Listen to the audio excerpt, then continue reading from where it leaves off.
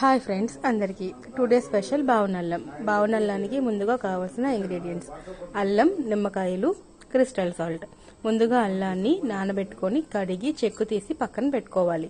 తరువాత అల్లాన్ని చిన్న చిన్న ముక్కలుగా కట్ చేసుకొని దాన్ని లైట్గా దంచుకోవాలి. లైట్గా దంచుకుంటే చాలు. ఇప్పుడు ఇందులో మీ టేస్ట్కి తగ్గట్టుగా క్రిస్టల్ సాల్ట్ యాడ్ చేసుకొని ఆ అల్లం మునిగేంత వరకు లెమన్ జ్యూస్ని కూడా యాడ్ చేసుకోవాలి. ఇలా ప్రిపేర్ చేసుకున్న అల్లాన్ని ఒక గ్లాస్ జార్లో కానీ ప్లాస్టిక్ బాక్స్లో కానీ స్టోర్ చేసుకోవాలి. ఇలా స్టోర్ చేసుకున్న అల్లాన్ని రోజుకొకసారి కలుపుతూ 3 రోజులు నానబెట్టుకోవాలి.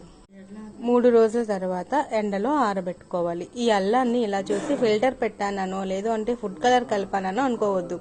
అల్లంలో సాల్ట్ అండ్ లెమన్ కలిస్తే అదే కలర్ వచ్చేస్తుంది.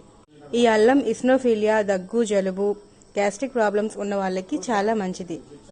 Okay friends, happy weekend all of you. Bye, మరి ఉంటాను. బాయ్.